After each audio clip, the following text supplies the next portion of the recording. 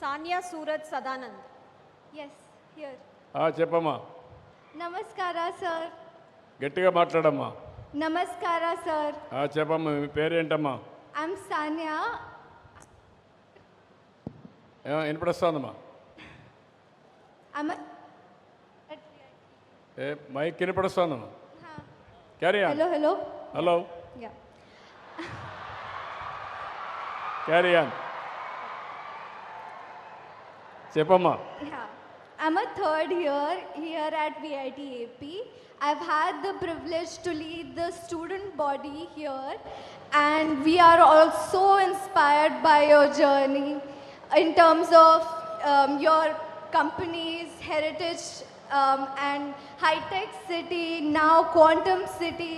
We are also inspired now that you've completed almost 53 years since you graduated in economics. What advice would you give your college self if you could go back in time? ఏదమ్మా లాస్ట్లో? If you could go back in time, what advice would you give to your college self? Would you do anything differently in your journey so that we can learn from you? అదేమ్మా, yes. ఇప్పుడు మీ అందరికీ ఒకటి గుర్తుపెట్టుకోవాలి. నేను first చదువుకున్న రోజుల్లో ఆలోచించాను, నా జీవితంలో ఏముండాలి, ఏ విధంగా డైరెక్షన్ ఉండాలో ఆలోచించాను. చాలామంది నాకు ఐఏఎస్ ఆఫీసర్ అయితే బాగుంటుందని సజెస్ట్ చేశారు. నేను ఎప్పుడూ చదువు మీద ఎక్కువ శ్రద్ధ పెట్టేవాడిని కాదు. కాబట్టి ఆటోమేటిక్గా నేను ఐఏఎస్ పోతే ఐఏఎస్ రాకపోతే ఫెయిల్ అవుతాం. సో దాన్ని రూల్ అవుట్ చేశాను. ఆ రోజుట్లో మా యూనివర్సిటీ వైస్ ఛాన్సలర్ పిలిచి, యూనివర్సిటీలో లెక్చరర్ కండి సరిపోతుంది, బాగుంటుందని అడిగాడు. అన్నింటికంటే బెస్ట్ జాబ్ టీచింగ్. ఎందుకంటే ఒక 2 గంటలు పనిచేస్తే సరిపోతుంది, కనీసం విట్స్లో అయినా ఎక్కువ టైం పనిచేస్తారు, కానీ యూనివర్సిటీలో చాలా తక్కువ టైం పనిచేస్తూ ఉంటారు. కానీ నేను ఆ రోజు మా వైస్ ఛాన్సలర్ ఒకటే చెప్పాను, నా జర్నీ నేను డిసైడ్ చేసుకున్నా, నేను ఎమ్మెల్యేగా పోటీ చేస్తున్నా, నేను గెలుస్తా, నేను రాజకీయం ద్వారా ప్రజలకు సేవలు అందిస్తానని చెప్పి 78లో ఎమ్మెల్యేగా నిలబడి గెలిచాను. 2 ఏళ్లలో మంత్రి అయ్యాను. అక్కడి నుంచి అంచెలంచెలుగా ముందుకు పోయాను. నేను ఏదైతే అనుకున్నానో, ఒకవేళ కానీ మనం ఐఏఎస్ అయితే ఒక్కరిగా ఉంటాం, కానీ మనం ఏదైనా గవర్నమెంట్లోకి వస్తే ఐఏఎస్ ఆఫీసర్స్ మన దగ్గర పనిచేసే పరిస్థితి వస్తుంది అనుకున్నాను. ఆ తర్వాత ముఖ్యమంత్రి అయ్యాను. ఈరోజు అడ్మినిస్ట్రేషన్ నేర్పించే పరిస్థితికి వస్తున్నాం. అంటే మీకు ఆ శక్తి సామర్థ్యాలు ఉన్నాయి. ఇంకొక విషయం కూడా రెఫర్ చేశారు మీరు.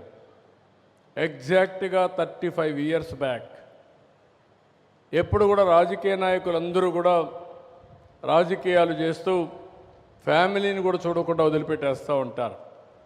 లైవ్లీహుడ్ కోసం రాజకీయాలపైన ఆధారపడతారు, చెడ్డ పేరు వస్తుంది. నేను ఎప్పటి నుంచి ఒకే మాట చెప్పాను, ప్రతి ఒక్కరు కూడా వ్యాపారం అన్నా చేయండి, ఒకరు ఉద్యోగం అన్నా చేయండి, రాజకీయాలపైన లైవ్లీహుడ్ కోసం ఆధారపడకూడదు. అప్పుడే మీకు గౌరవం ఉంటుంది, నీతివంతమైన పాలన ఇవ్వగలుగుతారని చెప్పేవాడిని.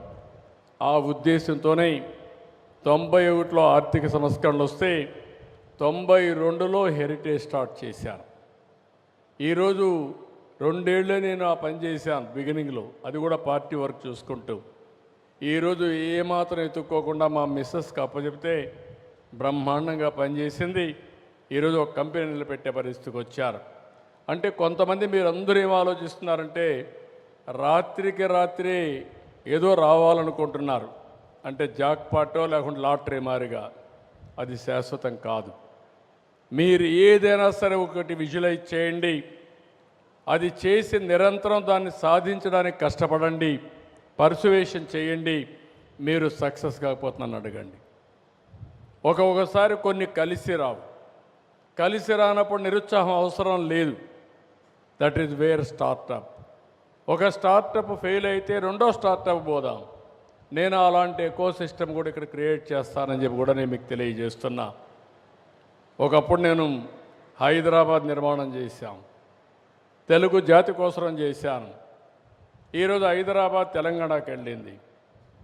నేను ఎప్పుడు కూడా నిరుత్సాహపడలేదు. నేను ఒకే మాట చెప్పాను, ఈరోజు హైదరాబాద్ తెలంగాణ రాష్ట్రానికి వచ్చింది. ఆ రోజు నేను తీసుకున్న నిర్ణయాల వల్ల హైయెస్ట్ పర్ క్యాపిటా ఇన్కమ్ ఇండియాలో ఎక్కడంటే తెలంగాణ రాష్ట్రం. నేను గర్వపడుతున్నా, ఒక తెలుగు రాష్ట్రం హైయెస్ట్ పర్ క్యాపిటా ఇన్కమ్ వస్తూ ఉందని. ఇప్పుడు మళ్ళా ఒక కంకణం కట్టుకొని పనిచేస్తున్నాను. 2029కి మళ్ళా ట్రాక్ మీద పెడతాం. 2047కి హైయెస్ట్ పర్ క్యాపిటా ఇన్కమ్కి చిరునామాగా ఆంధ్రప్రదేశ్ ఉంటుంది. అది సాధించి తీరుతాం. నేను కూడా ఒక గోల్ పెట్టుకున్నాను. ప్రపంచంలో 2047కి నెంబర్ 1 కమ్యూనిటీగా తెలుగు జాతి ఉండాలని, భారతదేశంలో భారతీయులు ముందుంటే అందులో అగ్రస్థానంలో తెలుగు వాళ్ళు ఉండాలని ఒక ఆశయం పెట్టుకొని పనిచేస్తున్నా. మీరు కూడా setup A goal to achieve that. You work in that direction.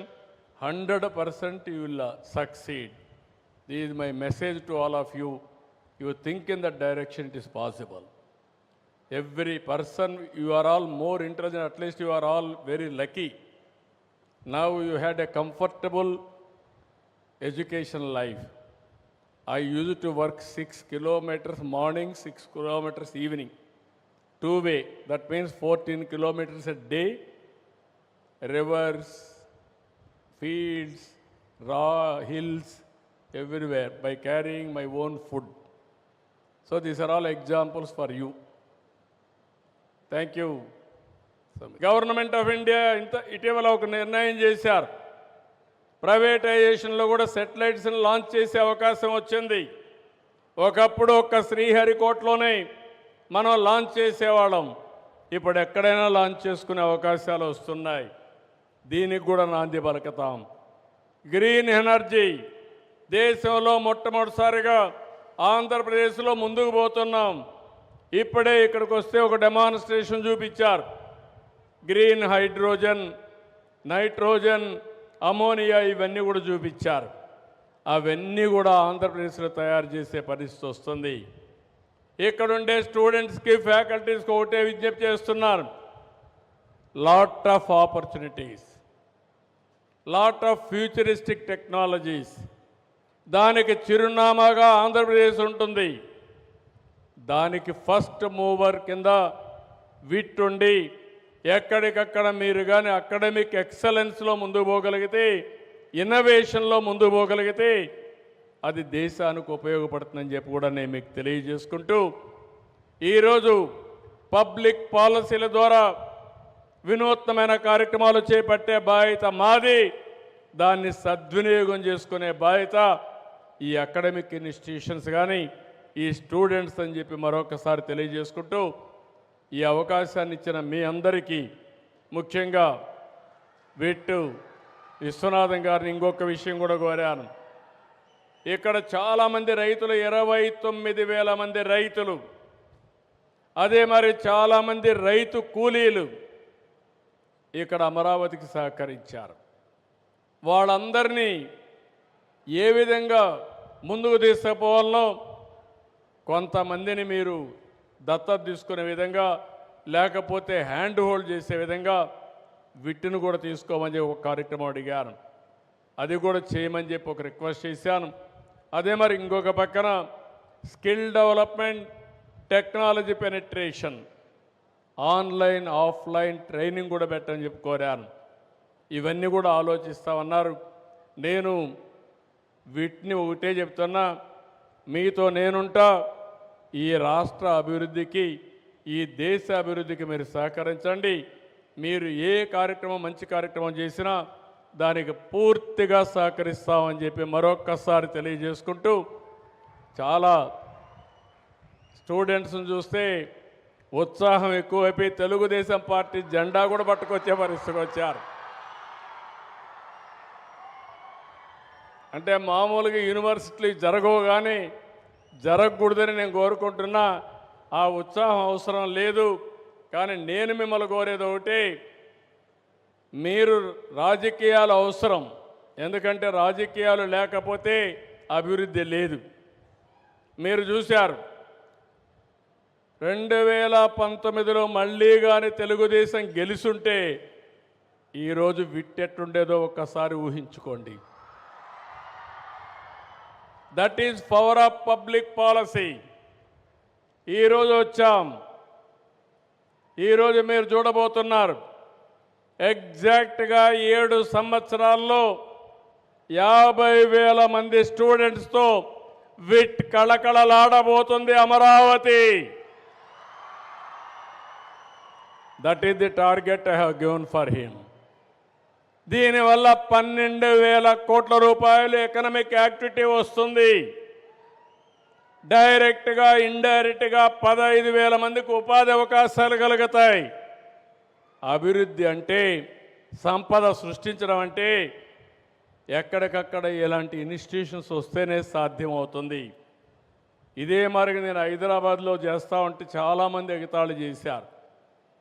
ఈరోజు మీరు ఒక్క విషయం గుర్తుపెట్టుకోవాలి, ఆలోచనలు ఎంత పవర్ఫుల్ అంటే, పబ్లిక్ పాలసీస్ ఎంత వినూత్నంగా ఉంటాయంటే ఈ అమరావతి ఒక ఎగ్జాంపుల్.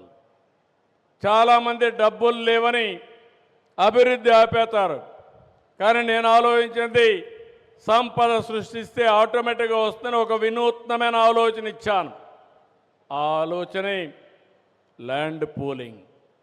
ఆ ల్యాండ్ పూలింగ్ వల్ల రైతులు ముందుకొచ్చారు. ల్యాండ్ మానిటైజేషన్ వల్ల అమరావతి నిర్మాణం సాధ్యమైంది. అంటే ఈరోజు ప్రభుత్వం ఒక్క పైసా ఖర్చు పెట్టే పని లేకుండా కొన్ని వేల కోట్ల రూపాయలు ఖర్చు పెట్టి ఒక నవ నగరాన్ని మనం నిర్మాణం చేయగలిగామంటే అది ఈరోజు ఈ కాన్సెప్ట్ యొక్క విలువ అని చెప్పి కూడా నేను మీకు తెలియజేస్తున్నా. రాష్ట్రంలో ఉండే అందరూ కూడా ఆలోచించాలి, అభివృద్ధికి ముందుకు రావాలి. అభివృద్ధి వల్ల సంపద సృష్టించబడుతుంది, సంపద వల్ల ఆదాయం పెరుగుతుంది, దానివల్ల మళ్ళా సంక్షేమ కార్యక్రమాలు కానీ ప్రజల సాధికారత సాధ్యమవుతుందని చెప్పి తెలియజేసుకుంటూ మరొక్కసారి ఇలాంటి బ్రహ్మాండమైన కార్యక్రమానికి వచ్చిన స్టూడెంట్స్ అందరినీ పేరు పేరున అభినందిస్తూ అందరికీ నమస్కారాలు. థ్యాంక్ యూ అని అండాలి. ఇప్పుడు ఎవరైనా క్వశ్చన్స్ అడగాలంటే this is better or that is better? Mr. Srivardan Eluri. Any questions? 2, 3. Hello. Yeah. Namaskaram, sir. I am Srivardan, Where are final you? year student. Okay, you are here. Yes, sir. I am Srivardan, final year student and a startup founder. మీ visionary leadership వల్ల state government and innovation చాలా ఫాస్ట్గా grow అవుతుంది. మరియు Ratan Tata state incubation centre వల్ల మన state startup ఒక major hub అవబోతుంది. Thank you so much for that, sir. And thank you so much. And మా లాంటి కాదమ్మా, మీ పేరేమన్నారు బ్రదర్? శ్రీవర్ధన్, సార్.